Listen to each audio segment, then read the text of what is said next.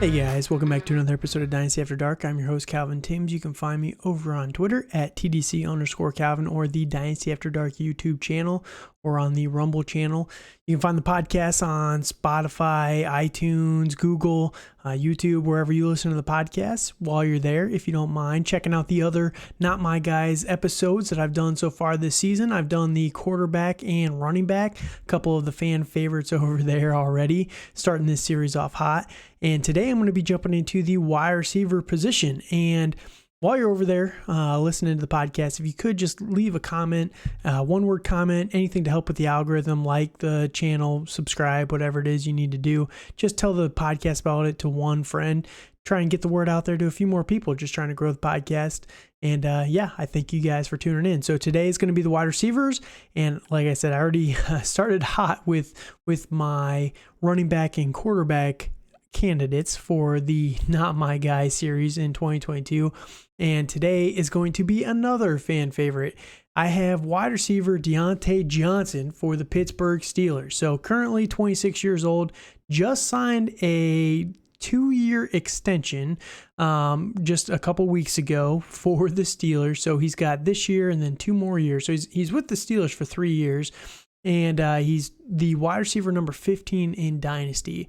And here's the biggest issue that I have with DeAndre Johnson. So like I mentioned in the running back episode, I'm trying to utilize a little bit more factual stats for my breakdowns for this series, just so it's not a gut feel. But this one's going to be a little bit more gut feel with a little bit of stats rolled into it. So the first thing I want to touch on, everything about DeAndre Johnson, if you look at his last few years, average 7.3 yards per target, 6.41 yards per target, 6.87 yards per target. It's kind of gone up and down, but it's not very good. He gets targeted really close to the line of scrimmage, runs a lot of short digs and close to the line of scrimmage routes there, has a very high touchdown total, which is surprising for someone of his size. He's a little bit smaller. He's 5'10", 183 pounds. So he's not the biggest guy out there on the field. And the reason why he's been so good for fantasy football is just because he has been a target monster the last couple of years. So rookie year, 92 targets. Second year, sophomore season, 144 targets. Last year, 169 targets. That's crazy, the amount of volume that he's been getting. He just broke 1,000 yards for the first time last season. He does pretty good. He averages about 10.9 yards per catch on average. So that's pretty good right there. And again, he's a touchdown monster. But the reason why I don't like DeAndre Johnson, especially a wide receiver 15, and this is where I'm going to get into a little bit of the narrative side, those numbers scare me for what the Pittsburgh Steelers are going to be doing in 2022 and beyond. They are going to Mitch Trubisky and Kenny Pickett. We've already seen it with Kenny Pickett through the preseason. He has not been doing very many deep targets at all. Pretty much everything he's doing is very close to the line of scrimmage, these short routes, and that is DeAndre Johnson's bread and butter, right? But here's the problem. The Pittsburgh Steelers defense is not what it used to be.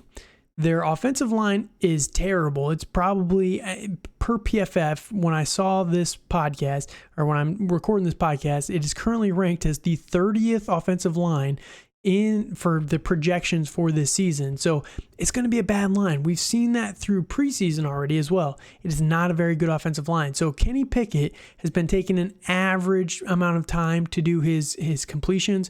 He's been pretty quick, much quicker than a lot of people anticipated him.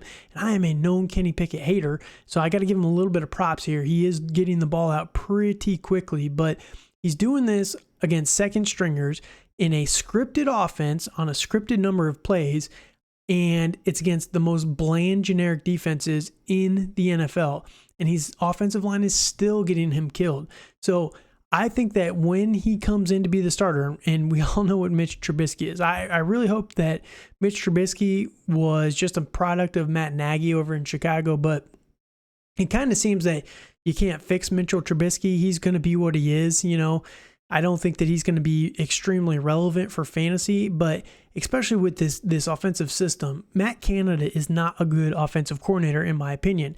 His systems are very good for moving the ball, but I think that it's going to rely on someone who is extremely accurate. And we all know Mitch Trubisky is not extremely accurate, and Kenny Pickett, to be determined. I will say that. So the biggest issue is that right there. So we don't know what this offense is going to look like. The offensive line is terrible, and the defense isn't as good as it used to be in the past. So they're not going to be able to control the game as much as they've been able to, and kind of try and do these long, drawn-out offensive systems, or these long drives for the offense that are going to run the clock and burn the clock. So I think that they're going to struggle offensively pretty heavily this season, especially.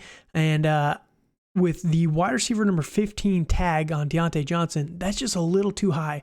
Wide receiver is as deep as it's ever been. I already went over my top 12 guys for fantasy football, or for Dynasty, and Stephon Diggs wasn't even in it, okay? And I admit that might be an oversight, but Michael Pittman's up there. There's guys like T. Higgins. I didn't have him in my top 12. That's 3 guys right there that put him, that would definitely be at wide receiver 15 or above. There's so many guys at wide receiver this year that I would rather have than Deontay Johnson. So I think that he's just someone that people are overpaying based on previous production with Big Ben, who, despite his terrible arm, his cooked, awful arm that he had the last couple of years, he was still pretty accurate. He was a good quarterback. He knew how to read defenses. He knew how to run the offense. And I don't know if we can say the same for Kenny Pickett, for Mitch Trubisky, for Mason Rudolph, whoever it is that is going to be starting the games for the Steelers this year. So I think that's going to be a massive issue for Deontay Johnson. Then you couple in, and this is all just the offensive system that they're building for this team, right? Couple in, then you have Deontay Johnson as your wide receiver number 1. Chase Claypool is your wide receiver number 2.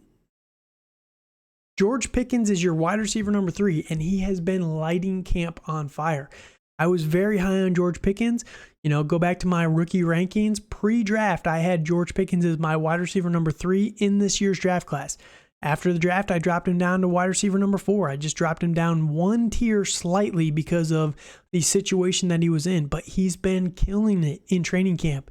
And I think that he's honestly better than Chase Claypool. I think that he's going to be able to push him out for the wide receiver 2 by the end of the season. Probably not to start, but Chase Claypool has also been much better this season. So I think that that's already a loaded wide receiver core. You got Najee Harris, who last year, I think, he had around, 94 targets. They're going to try and utilize him because of the Matt Canada system. I don't think Najee Harris is going to be completely screwed this year in terms of targets. He's still going to probably have around 70, 75 targets in my estimation, just because of the system. Again, Matt Canada likes that short, long drawn out drives, which is very risky when you have a rookie or Mitch Trubisky, that they're not going to make a mistake, right? But you look at that, Najee Harris is still going to eat a ton of targets there. Pat Freiermuth is a monster in the red zone. We saw that last year. It's just a very loaded offensive system. And again, wide receiver 15 is just very rich for someone like Deontay Johnson right now.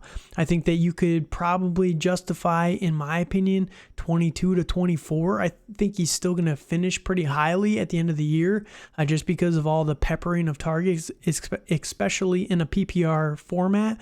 But I think that Deontay Johnson is a prime sell high candidate right now that you could cash in on, and you could definitely get someone like Rashad Bateman, Elijah Moore, who might actually finish ahead of or equal to Deontay Johnson at the end of the season, but you'll also be getting an extra piece on top of that. So Deontay Johnson, for me, is a big sell right now in Dynasty football. Let me know what your thoughts are over on Twitter at TDC_Calvin. And this is a little bit of a shorter episode, but wide receiver, like I said, it's so deep right now. Picking one guy to not be in on this year is really tough because I like a lot of these guys, but Deontay Johnson's ADP just stood out to me as something massively egregious. But let me know your thoughts over on Twitter, over on the YouTube channel. Thanks again. Like I said, if you could just leave a comment, do anything you can just to help the podcast grow a little bit. It is very much appreciated. Next time I'm going to have my tight end candidate, and I have a very compelling case for him. So be sure to check that out here in just a couple of days. So thank you guys so much for listening, and good night.